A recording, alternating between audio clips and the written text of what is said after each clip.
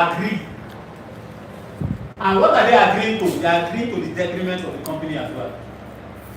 So they must have somebody with a complementing personality type or complementing traits that puts them in check. Do you see it? So even in incubating startups, you should make sure that the team building factor puts into consideration who is there when the chips are down. Who will question that idea like victory and make sure that they are not making the wrong decisions. Somebody has to question the whole, poke the hole. You get?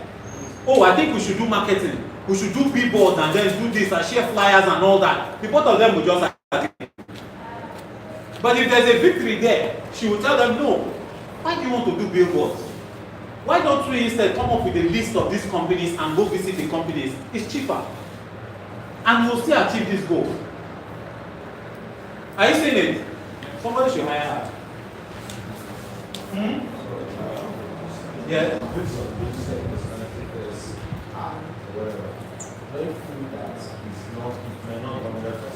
on the problem of answering this, is it not advisable the person running 2 times in order to take the average? Because I know it's taking like the average of the person's answer to those questions. The person can, if the person answers the question,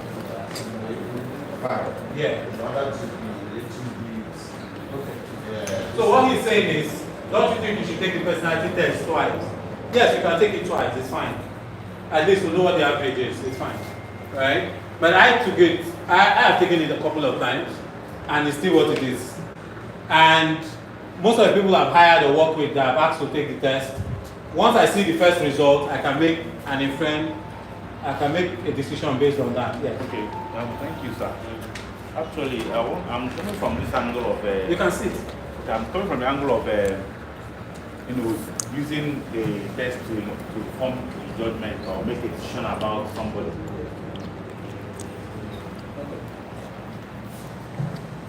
I'm coming from the angle of trying to use the test result to take a decision about hiring somebody.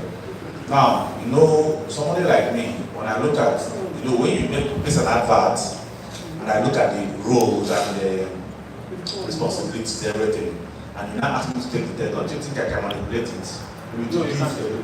Of course, I can. Maybe I can just be at the middle. And then if I see my role, because it will be listed there, then it's towards marketing. Of course, I can actually agree that I'm an extrovert. I'll just put it, because I know that's some of the basic qualities of a marketer. I can just pick all those places. I don't know, is it 100%? Okay. So this your question suggests that you did not take the test. I did. Did you take the test? There's no marketer there. No, I mean when you apply, when you put up an advert, Yeah. I want to hire a marketer. Then I came, you asked me to go and take this test. There is tendency I can manipulate the answers. No, there's no test. So the test does not have a pass or fail. And the kind of questions you answer in the test, there's no one. And you will not even know what my indicators are. My indicator might be feeling itself, might not be throughout the rest of us. My indicators for analysis might not be what you're thinking. And the questions are generic. Please let's move forward so we can make good for today. Okay, so first, we're talking about design thinking for startup support and all development, building human-centered innovation ecosystem. Good. So the startup landscape in Nigeria, there's some particular things we have to pay attention to first. Nigeria is a vibrant, youthful population with high entrepreneurial drive, right?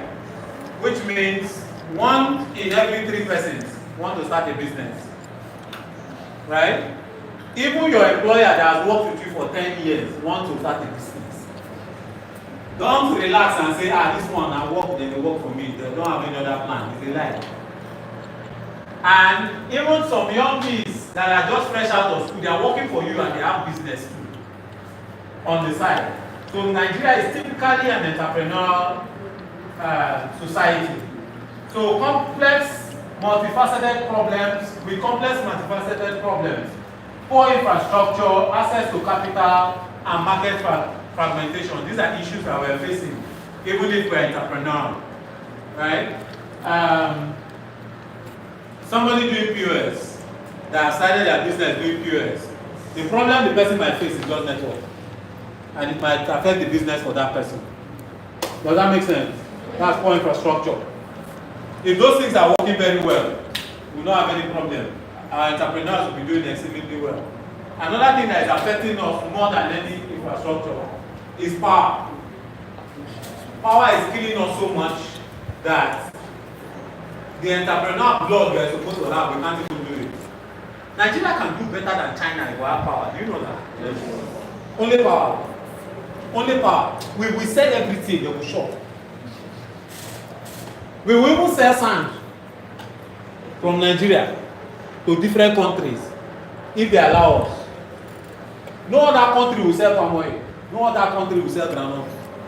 No other country will sell anything. Just if we have power alone. Hotels you sleep in, majority of the cost that is killing them is power. It's not the cleaning of the room. It's power that is killing them. The bigger hotel, the bigger the power. And they will charge you as if they want to kill you. It's not because the hotel was fine. It's because they are spending heavily on power. Same thing in your houses. Alright? So infrastructure is killing us. And access to capital too is killing us. But let's not think of that too much because there's still capital in the mix. High rate of startup failures. Please pay attention to this because you guys are designing incubation programs. High rate of startup failures. There's a high rate of startup failures. Alright? And we should put that into consideration as one of the fundamentals in design thinking.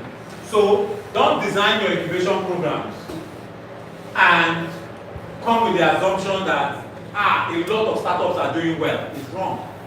A lot of startups are not doing well. They are just staying afloat. And the ones you're celebrating that are doing well, some of them have raised $1 million, $3 million, $5 million. The only thing they have successfully done is spend the money every month and every year till the money finishes. And they are dead. Right? I don't want to mention some names. Since this lady has decided to record me throughout the entire program. But I can give you a referral of where you can go and see startups that are dead. So you can learn from them. It's called Startup Graveyard. So there's a website called startupgraveyard.com. If you go there, you will see dead startups. And you will see some write-ups on why they died, so you can learn from it.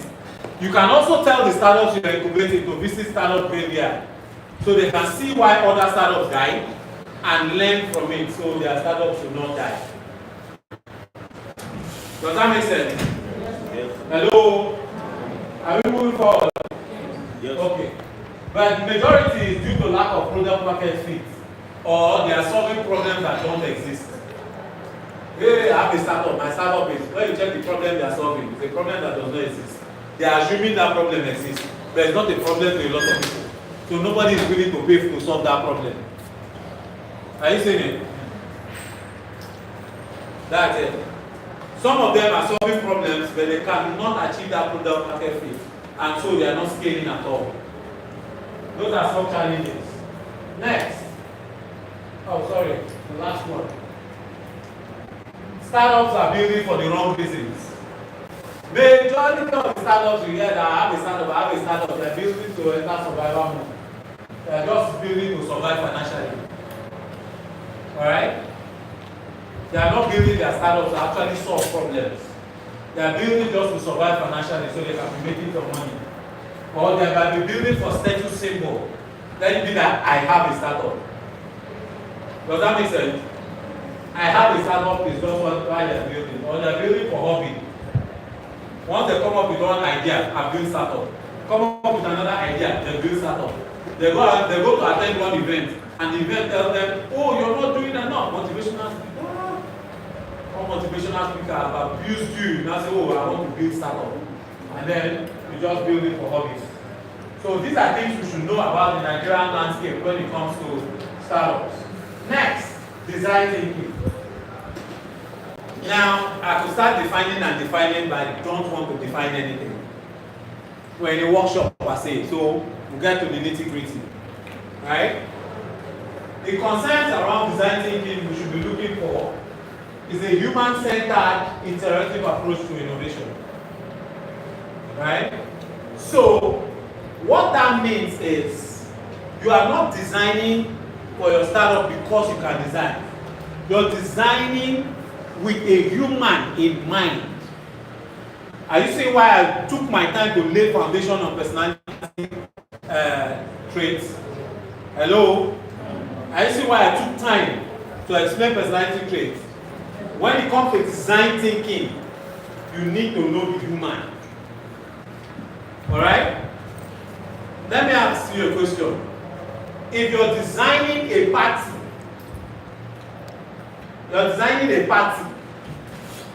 how many percent of extroverted people do you think will be interested in attending the party? More extroverted people attend the party, Abi, yes, than introverted people. Are you seeing how design thinking come to your program design? If you're designing a beach party, you know that less introverted people will come, but more extroverted people will come. If you're designing a dancing competition, you already know the answer to that. Now, if you're designing a book club, you know the kind of people that will come. I don't need to say it. Now, if you're designing a prayer meeting,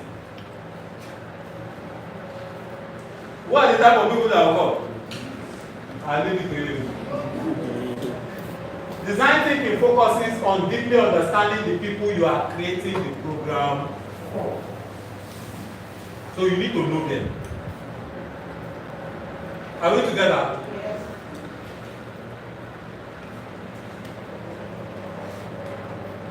I'll run through these slides quickly. I'll divide this hall into 4. And then you guys are going to design the program very quickly. So, the focus is deeply on understanding the people you're creating it for. A non-linear process to challenging assumptions, redefine problems and create innovative solutions. Which means when you sit down in your groups, you guys are going to put out assumptions, get data, and design for the set of people that you're designing the program for. Not just for designers, it's a mindset for solving problems. So the first is in design thinking. You empathize. Empathizing means you've gone into the position to know how these people will feel and how that experience will play out to be. Right? Then you ideate, you test, and then you create a sample of how it will look like and show it to see, will this thing work? No, it won't work, then you iterate again. But you're constantly ideating, iterating, and prototyping what that program should look like in order to get the best result. Are we together? It's the same way. How many of you have heard of Lagos Business School? Okay. Lagos Business School is delivering the same value of training that most of the business schools are delivering in Nigeria. They have great instructors, coaches, and mentors like other business schools. But when I went to Lagos Business School, I noticed that the experience is where it starts from. Do you know that there's a hotel you go in, you will sleep on the same bed, the same everything, and it's fine. But the way they treat you when you enter, and the way they receive you, and what they give you, can make you take a decision that this is the hotel I want to be coming to. You get? Creating an experience too can be very important in your entire design process and can distinguish you from others. Alright? Let me give you an example. Do you know that if you organize a training program for people in your school or your institution or your hub, in design and incubation program, now in your design of an incubation program, you have already prepared that you are going to give them a pen, a notepad, a t-shirt, and even water bottle. You've prepared that, have you? And you're going to give them a certificate in this program. If the first day they arrive in the training program, you ask them to sign in. And as they sign in, they pick a bag with those their gift items and swags inside and got into the class. Do you know you have built an experience in their mind? Do you also know that you can ask them, write your name and go in? And then when they come into the class, as they're seated in the class, oh, we're super excited to have you guys. This is the first day of the training program, and some of you have been gisting over this while before the training started. In fact, we have something for you. And then you start bringing the bags and start handing out over to them. Do you know that's an experience as well? That gets them happy and excited. You can also, after the day, at the end of the program, say thank you. Tomorrow, we'll be giving you guys notepads and pen. 1 month later into the program, we have water bottles for all of you. The day of graduation, this is your certificate. Carry your t-shirt. Wear the t-shirt, oh. Wear them, oh. We will take picture. Wear your t-shirt, oh. Have you collected t-shirt? Have you not collected t-shirt? It's still experience. Do you know that? So, you have to look at the experience design also in the program. What best delivers value and gets them energetic to follow through with your program? That's where emphasizing comes in, ideas and so on. Yeah. So next, why design thinking for startups is necessary? From I think to the need. Ruling out assumptions. If you're designing an incubation program, do you want to think or do you want to do the analysis and actually derive what they need? Let's have a quick question. If you have an incubation program now, name 2 things that you think the startups will need. 2 things the startups will need. Power and network. Good. Workspace and environment. Workspace and environment. Workspace and what? What else would the startup need? Gadgets. Gadgets. Gadgets. What kind of gadgets?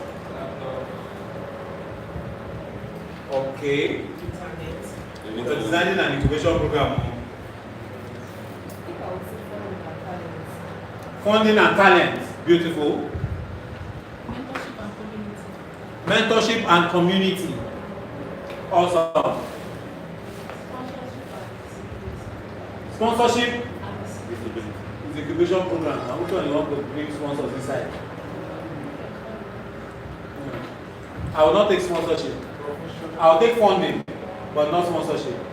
Because sponsorship is very specific. Right?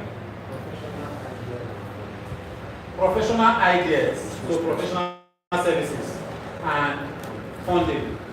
Okay? Now look at this.